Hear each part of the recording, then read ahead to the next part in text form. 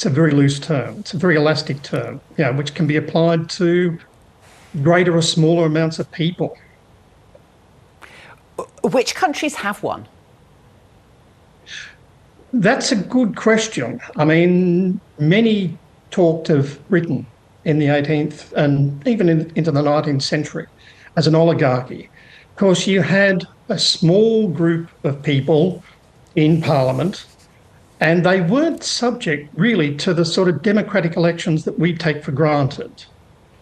And so there's an aristocracy in England at that time, as everybody knows, but this was a particularly small group who were derived from that aristocracy and were the ones who were running Britain then.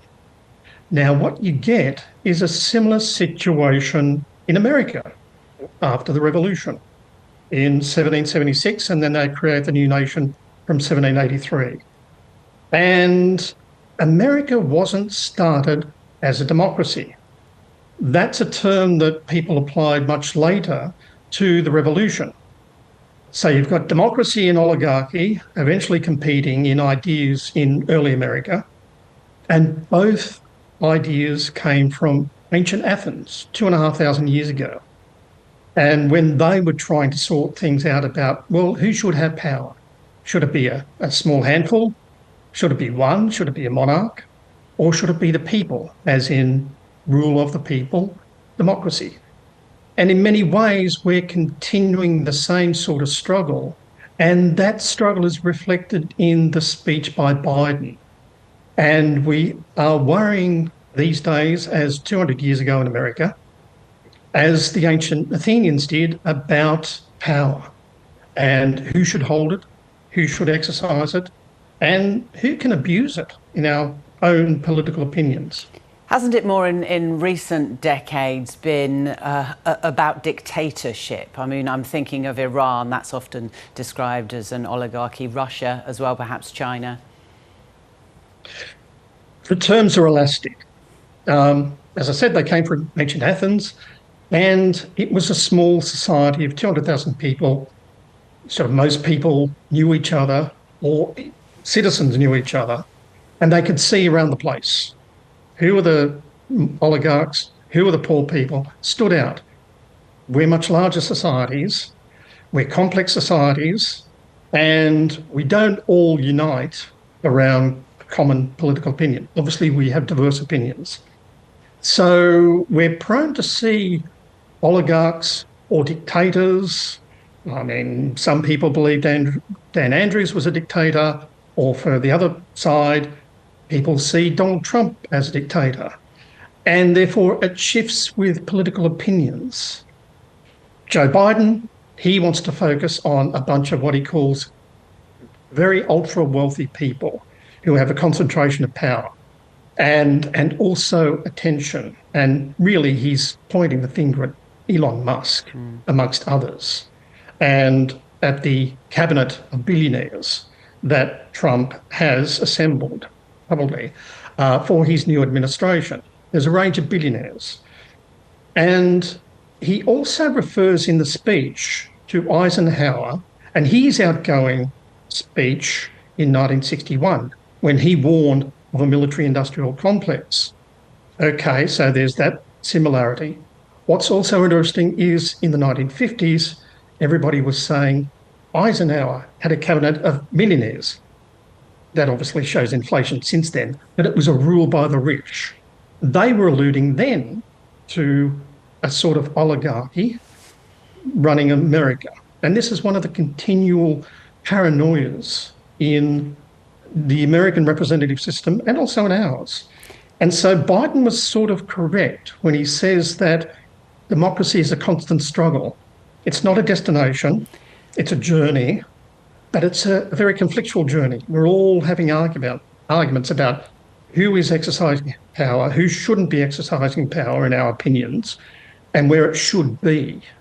So it gets very murky when you probe further into this.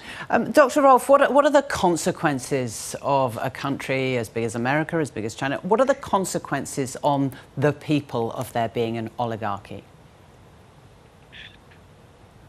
It's in the eye of the beholder. as I said, well, the consequences are particularly that what Biden also alluded to in his speech is the complexity of democracy. He didn't put it as such, of course, it's a feel-good speech, so he doesn't want to go into the details of a political science lecture. And he talked about the presidency and the various institutions, the Supreme Court, the states, you can expand it to the houses of Congress and also the media. So you've got a bunch of institutions, and then you've also got what he called we the people.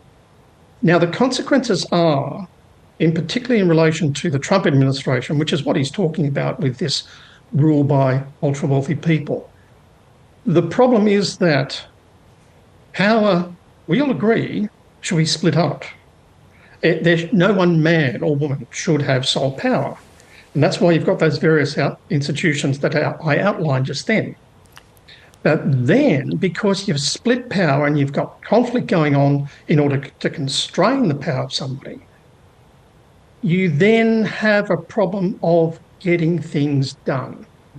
And that's where you get populist leaders of the left or of the right who come along and say, all these institutions, they're mucking us up. They're not doing the will of the people, whatever that might be, because we aren't united in our opinions.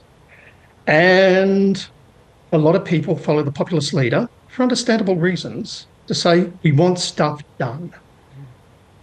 Under the cover of that could reign an oligarchy by a few. And that's the sort of worry that Biden has, that in a populist leader like Trump, wanting to knock over the institutions that we see as important to constraining power in a democracy, you might get all sorts of things happening which a lot of people don't like and which may undermine the institutions of democracy. Just very briefly, do the poor get poorer and the rich get richer? That can be a consequence. That's certainly one that Biden talks about through the history of America. On the other hand, you get the populism of Franklin Delano Roosevelt, the president in the 1930s and 40s, who wanted to knock some institutions in the pursuit of helping the poor and regaining America's place after the Great Depression. So there's sort of swings and roundabouts with some of these things, which, as I say, goes to the complexity of this beast that we call democracy and is always in conflict.